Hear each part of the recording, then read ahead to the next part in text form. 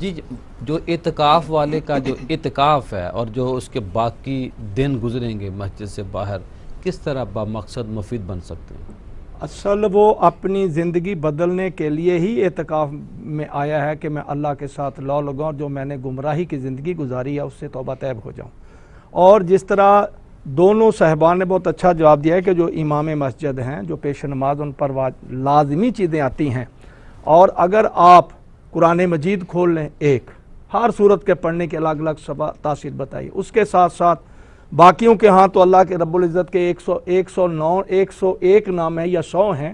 دعائے جوشن کبھی جو حضرت امام جعفر صادق علیہ السلام اور دوسرے ائمہ سے مروی ہے، اس میں اللہ رب العزت کے 1000 اسماء قدسیہ ہیں۔ اور اگر جب انسان اللہ کے ساتھ لو لگائے گا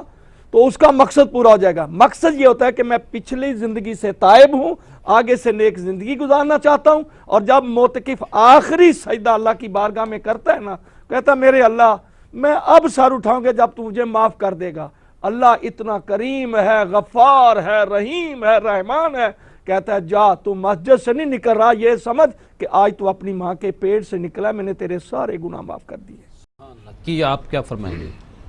اعتکاف ایک کورس ہے کہ انسان جو پورا سال اپنے کاروبار میں دوسرے کاموں میں مشغول رہتا ہے، اگر وہ اعتکاف کرتا ہے اور مسجد میں بیٹھتا ہے، اور مسجد کے جو امام صاحب، خطیب صاحب ہیں، اس کو قرآن مجید پڑھنا صحیح سکھا دیتے ہیں، نماز کے مسائل سکھا دیتے ہیں، روزے کے مسائل سکھا دیتے ہیں، حج و عمرہ کے مسائل سکھا دیتے ہیں، اور دین کی طرف اس کی توجہ دلا دیتے ہیں، اور پھر اعتکاف کا مقصد ہی یہ ہے کہ اپنی توجہ اللہ کے ساتھ اللہ کی طرف کی جائے۔ اور یہ فرشتوں کا ایک عمل ہے کہ فرشتے ہر لمحہ عبادت میں رہتے ہیں، تو یہ ایک فرشتوں کی سی کیفیت بن جاتی ہے جب بندہ اللہ رب العزت کے گھر میں دھرنا مار کر بیٹھ جاتا ہے کہ یا اللہ میں تیری رضا کو چاہنے کے لیے آیا ہوں، جب تو راضی ہوگا تو میں جاؤں گا، تو پھر اللہ تعالیٰ ضرور اس پر کرم نوازی فرماتا ہے۔ تو اس کا ایک حدیث طیبہ میں کوٹ کرتا ہوں جو یہاں ذکر نہیں، حضور نبی کریم صلی اللہ تعالیٰ علیہ وسلم نے ارشاد فرمایا کہ من اعتکف فی رمضان کان کحجتین و عمرتین، کہ جس نے ماہ رمضان المبارک میں اعتکاف کیا اس کا ایسے ہی ہے جیسے اس نے 2 مبرور حج اور 2 عمرے کر لیے۔ سبحان اللہ۔ تو اس طرح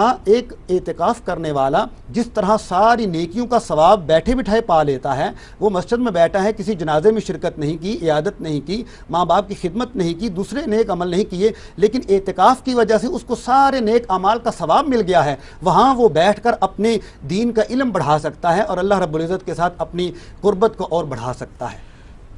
ناظرین، آپ نے علماء اکرام کی باتوں کو سنا، بہت اہم پینل تھا، ماشاءاللہ تمام مسالے کی خوبصورتی آپ کو نظر آئی۔ انشاءاللہ اللہ سے بڑی امید ہے کہ جو آپ اعتکاف کر رہے ہیں، کرنے جا رہے ہیں، اگر آپ سنت کو سامنے رکھیں گے اور دین کو سیکھنے کے لیے، دین پر چلنے کے لیے اللہ سے عہد کریں گے، تو اللہ کے گھر سے بڑی امید ہے کہ انشاءاللہ جب آپ اعتکاف سے اٹھیں گے تو اللہ آپ کے اوپر